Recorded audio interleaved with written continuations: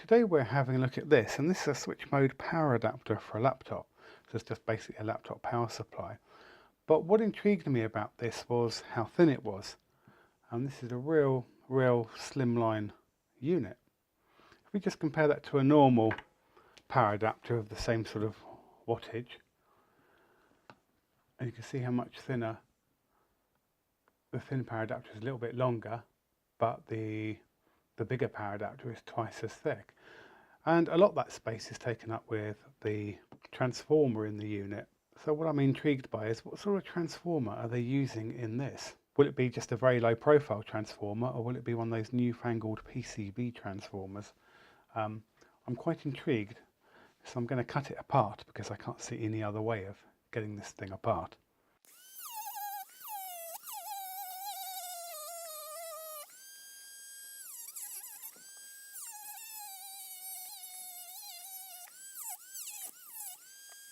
Hopefully this will do the job.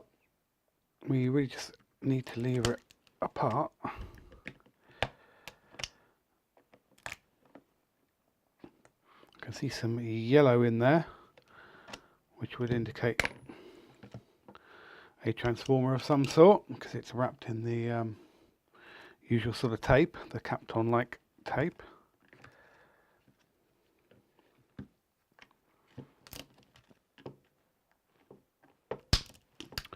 Certainly couldn't see this thing coming open accidentally. That was a really stupid idea to use this this particular tip in there. We're in.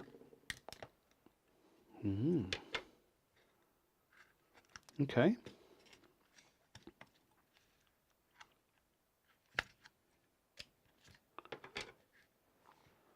Let's just turn the brightness down a little bit on that. That's better.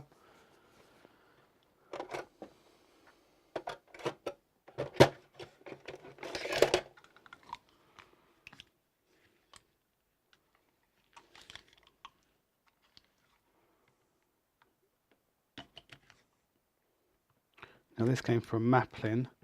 Maplin are no longer going in the UK. They went tits up.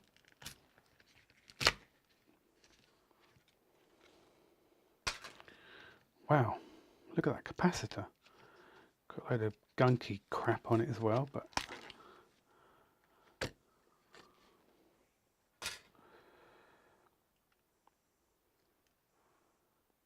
wow, that I've never seen a capacitor quite like that. Let me see if I can get some of this gunky stuff off. Well, I've got most of it off, but I'm just going to have a quick cleanup of the mat. There's not an awful lot to this. I mean, this is pretty much like a standard power adapter. The ways in which they've actually managed to shrink it down is they're using this very long, thin capacitor there, which I'm definitely keeping because I've never seen one of those. And also they've got this transformer over here, which is much smaller than the normal sort of transformer that's in one of these things. Interesting enough, it goes through the board. There's actually a cutout in the board here, and they've put the transformer almost kind of like surface mounted onto these pads here, and that's just so it takes up even less space, so you haven't got the extra 1.6 millimeters or whatever the thickness of this board is. It actually looks like a 1. They've gone for a thinner, they've gone for a thinner PCB on that one. That is quite thin, and like I say, just to give it a little bit more room almost, they've just made a cutout in that board and dropped that transformer into it. Everything else is as you'd expect, but with the addition of this USB charge port there. But yeah, that's really interesting. I was kind of hoping for a PCB transformer. That would have been absolutely awesome, but no, it's just a sort of a normal, low profile one. I'm not sure how I feel about these wires here. I would have preferred a little bit of, I don't know, heat shrink or something on those. They're just kind of flapping about in the breeze a little bit, and obviously there's no earth because this will be doubly insulated or some such. Let's have a look at the wires over here, because this is one of these power supplies which has the 3 wires. So you've got the negative, you've got the positive wire, and then you have this data wire here. And that's to trick laptops into thinking that they've got the genuine power adapter plugged in, and laptops like HP and Dell tend to need those. However, this one doesn't actually work properly on the older HP laptops. It works quite well on the newer ones, but it won't charge the battery on the older ones at all. They're not fooled at all by this, and that was one of the reasons I decided to tear it apart, because not only is it quite interesting, but it doesn't, work as well as I expected. And I bought another one anyway, so I can always use that. Let's get an idea of the circuitry on here then. We have our mains input coming in here through a fuse and through a couple of filters by the looks of it. What do we got here? It's just a... Oh, it's a little class X2 cap, or whatever they're called. Okay, well, I mean, that's quite decent. That goes through there, and then I'm guessing this is the main switching transistor here. Then on the bottom of this board, somewhere underneath all this gunk, we'll have the controller for it. We can also see the bridge rectifier diodes there, 1, 2, 3, 4. They convert the AC into DC for the switcher. The switched output then goes into the low profile transformer. It will then come out of that, get rectified down. Where are the rectifiers for that? Again, could well be under here. That looks quite diode-y under there. So that'll get rectified down to turn it into DC, and then smoothed by this cap here, and then filtered by this inductor here. There's also a separate, I don't know whether that's a separate tap or not. Might be a separate tap for the 5 volts there. That also looks like,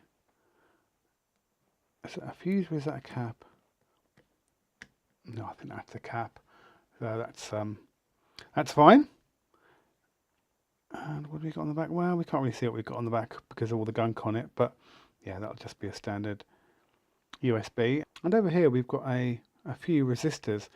And what these do is, rather than just connecting the D plus and D minus together to give you the standard charging output for USB, these actually tell devices like iPhones that it's a high current charger and it can support the output that they need to charge properly. Other than that, there's not really an awful lot in this. It seems quite well made, apart from these wires just kind of on there. I suppose they're not really going anywhere. It was quite well constructed. I don't think you'd be able to take that apart really without destroying the case. I just did because I wanted to. There seems to be a little bit of, I don't know whether you can see it on this, but it seems over here there's a little bit of solder there. I wonder where that's come from. Somebody's obviously soldered something and just tapped their iron onto it. And we can see the little LED down here for the blue light. But no, not really an awful lot more of it than that. It seems quite well built. Kind of like it. Shame it doesn't work properly, really. If you've enjoyed this video, please like and subscribe, and thank you very much for watching. Bye bye.